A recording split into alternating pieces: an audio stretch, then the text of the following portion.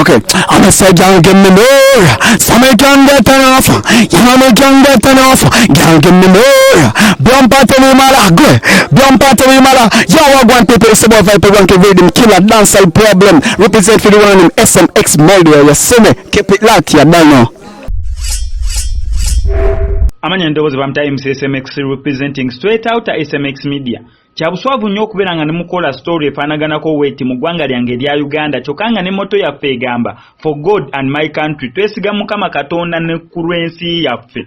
Naye munnange ebisiyaga bifuuse ebisiyaga.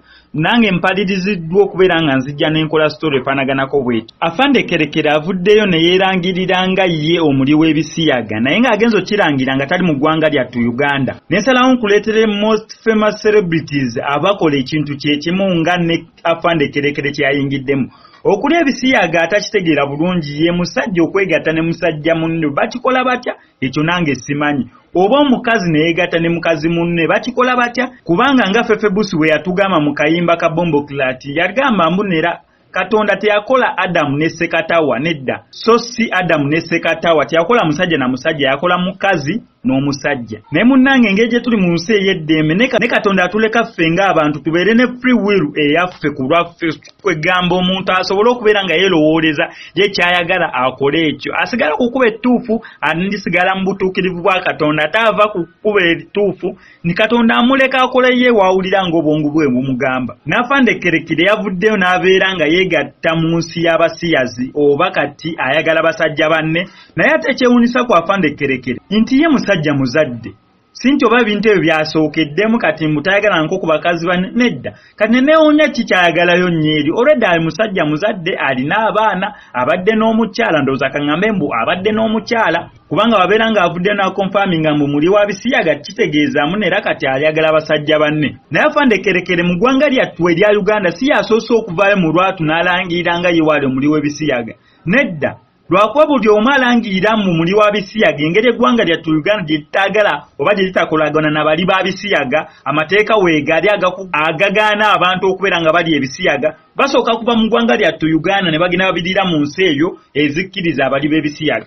Gwe twasooka okulaba yava mu ggwanga lyattu Uganda n'agenda ng'ensonga emuviisizza wano kwagala abakyala banne yali Keko. Keko fena tumujjukira bulungi she was a good rapper gwe twali tulina wano nga olaba kati bwe tulinawo Rachel Ray. Ne Keko naye yali akikuba nnyo mu rap game nga ye mukyala gwe tulinawo wano yeesimba mu basajja mu kigambo kya rap. Naye Keko ngambo zatandika mpolampola okufuluma mbu Keko ayagala bakazi banne, Keko ayagala bakazi banne. Bwatyo n'avaayo mu lwatu n'agamba yes kituufu nze njagala bakazi bannange. Neera yagenda obyogera ebyo ng'amaze fuluma mu ggwanga lyattu Uganda yabyogerereyo mu nsi gye yagenda. Right about now Keko tali mu ggwanga lya Uganda yavaamu n'agenda n'asetolinga mu nsi eyo gye bakkiriza abali b'ebisiyaga. Kati n'Afande Kerekere yava mpolampola watyo mu comedy n'agenda ku presentinga awo ku TV oluvannyuma lw'okuva mu presentinga ku TV awo bagenda nga bagenze ku concert mbu waliyo show ebweru bwatyo teyakomawo. Tugenza okuddamu owuliza Afande Kerekere ng'agamba ye muli wa bisiyaga era takirinaamu buzibu.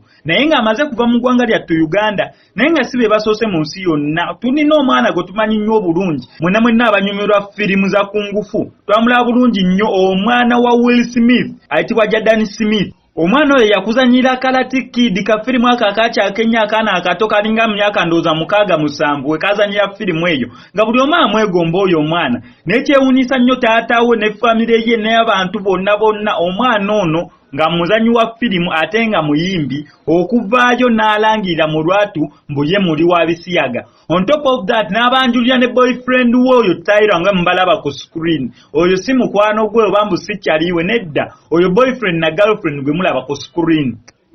Oyo nno yagenda okubyogera nga bangi babikozeekozedde. Oyo omukyala ali ku screen gwe bayita Helen. Helen alina TV program mu America ezimu ku zikyasinze okubeera nga zirabibwa abantu abangi. Naye no naye avaayo mu lwatu n'alangira nga wali omuli w'ebisiyaga. Yayagala bakyala banne. Naye n'alangiribwa mu lwatu nera yoyo omuntu gwe nera n'akikonfaminga nga ye wayagala bakyala banne takyayagala basajja. Helen Helen Jordan Smith n'aba celebrity abalala bangi nnyo bavuddeyo nga balangirira mu lwatumbu bo bali babisiyaga. Ekintu ekitakkirizibwa mu ddiini zonna, k'obeere mu Kristaayo, k'obeere mu Katuliki, k'obeere mu Lokole, k'obeere mu Siraamu. Mu Bayibuli ne mu Qur'ani Katonda talina wagambira mbu omusajja genda webake ne musajja munno. Yazikiriza n'ensi namba olw'ekikolwa ekyo ekya Sodom and Gomorrah.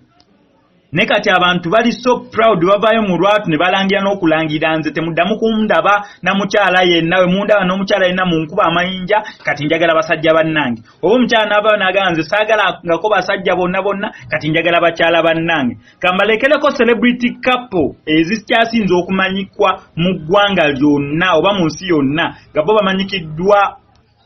bo babanyikiddwa lwa kulya bisiyaga. Abalala no bagenda ddala ne maaso ne baadaptinga abaana nga mwe mugenda okubeera nga mulaba mu bifaananyi awo bigenda okuddako. Bo ne bakolera ddala ne family, abasajja n'omusajja ne baadaptinga omwana ne bagamba mbu kati bo balina family. Zezino ezimu ku celebrity couple ezikyasinza okubeera nga zimanyikwa mu kulya ebisiyaga mbu oba bo bali ba bisiyaga nga mwe mugenda okubeera nga mubalaba be bano.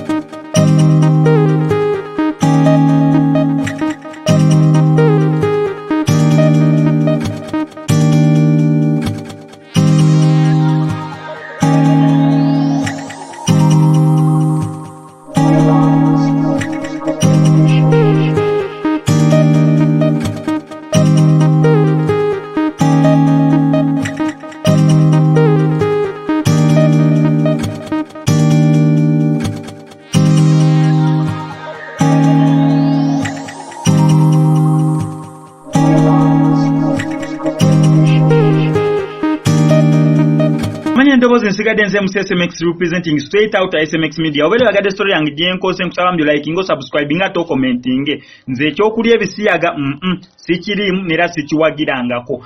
Ndowooza nsigadde nze mu SMX I sign out.